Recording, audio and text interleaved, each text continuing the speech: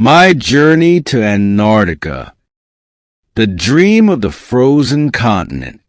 Since childhood, I have been fascinated by Antarctica, the vast, icy wilderness at the bottom of the world. Its untouched beauty, extreme conditions, and the sheer isolation of the place captivated me. The stories of explorers like Ernest Shackleton, Roald Amundsen, and Robert Falcon Scott filled my imagination, and I longed to set foot on this frozen continent.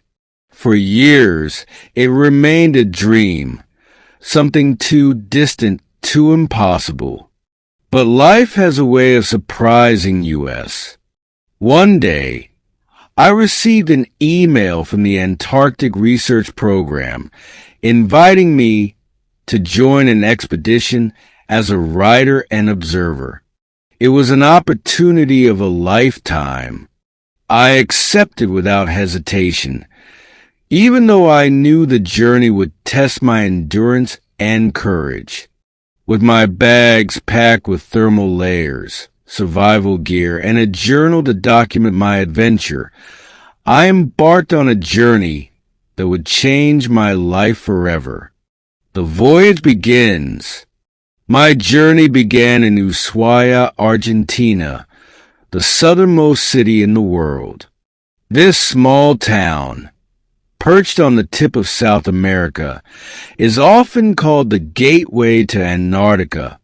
It was here that I met my fellow expedition members, a diverse group of scientists, researchers, photographers, and adventurers, all eager to explore the icy wilderness. We boarded an ice-strengthened research vessel, the Aurora, which would take us across the Drake Passage, the most treacherous stretch of water in the world. The Drake Passage separates South America from Antarctica, and it is notorious for its violent storms and massive waves. As the ship pulled away from Ushuaia, I stood on the deck, watching the land disappear into the horizon. Ahead of us lay a world of ice and mystery. The fury of the Drake Passage. The Drake Passage lived up to its fearsome reputation. Within hours, the calm waters turned into a raging tempest. Waves as high as 10 meters crashed against the ship, making it lurch and groan under the strain.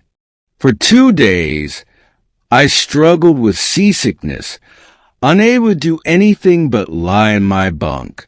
The ship's doctor reassured me that this was normal, but at that moment, I wondered if I had made a terrible mistake. By the 3rd day, the storm began to subside, and I finally ventured onto the deck. What I saw took my breath away. Giant icebergs, glistening in the pale Antarctic sun, drifting silently across the sea. Seabirds soared overhead, and in the distance, I spotted the graceful leap of a humpback whale. We were getting closer. Antarctica was near. First footsteps on the ice. On the 5th day, we spotted land.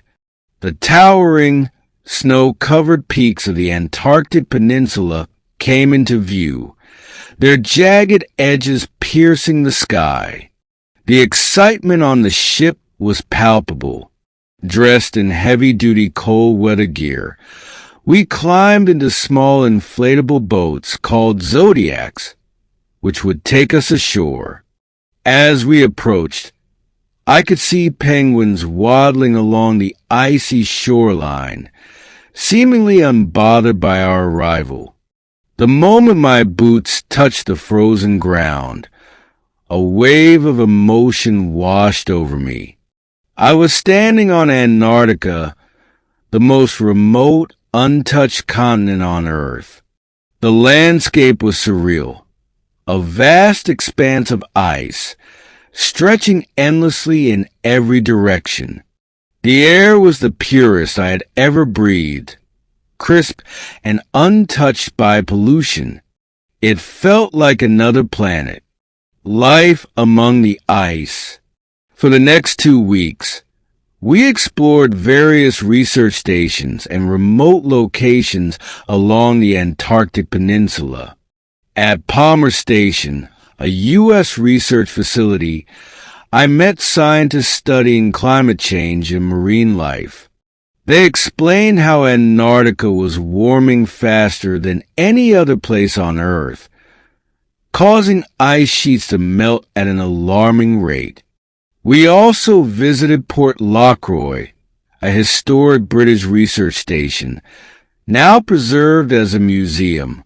Here, I sent a postcard home from the southernmost post office in the world, a small but meaningful gesture.